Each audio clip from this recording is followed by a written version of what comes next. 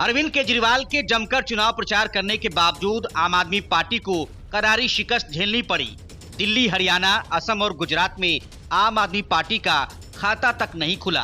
पंजाब में ले देकर उसे सिर्फ 3 सीटें मिली, लेकिन केजरीवाल ने इस हार की जिम्मेदारी लेने से इनकार कर दिया और किसी भी पद से अपना इस्तीफा नहीं दिया। लेकिन केजरीवाल चाहते हैं कि बलि का बकरा भगवंत मान बने और चुनाव हार गए उनकी कैबिनेट के सहयोगियों को पद से हटा दिया जाए।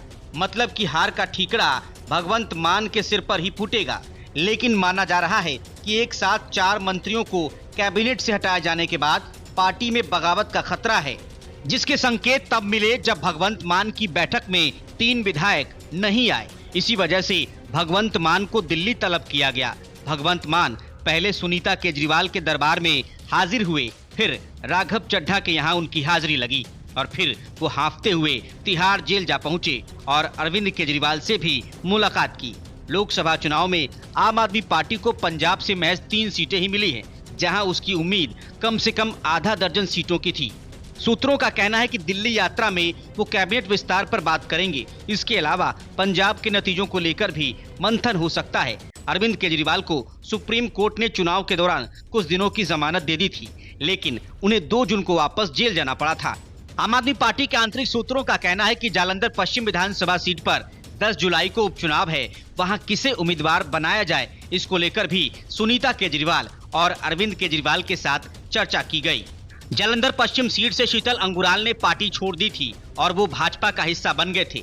इसके बाद जालंधर सीट से सांसद रहे सुशील कुमार रिंकू भी बीजेपी में चले गए थे। आम आदमी पार्टी ने आम चुनाव में अकाली दल से आए पवन कुमार टीनू को उतारा था, जो हार गए। आम आदमी पार्टी को पंजाब में करारा झटका लगा है, जो 92 सीटें जीतकर सत्ता में आई थी। ऐसे में जालंधर पश्चिम सीट जीतकर वो अपनी ताकत दिखाना चाहेगी। एक दिन पहले ही भगवंत मान ने लुधियाना और जालंधर सीटों पर हार की समीक्षा की थी। इस दौरान उन्होंने कार्यकर्ताओं से कहा था कि आम लोगों को उपचुनाव के लिए तैयार रहना होगा। भगवंत मान सरकार में मंत्री गुरमीत सिंह मीत हेयर अब लोकसभा चले गए हैं। ऐसे में उनकी जगह भी किसी को लेनी होगी।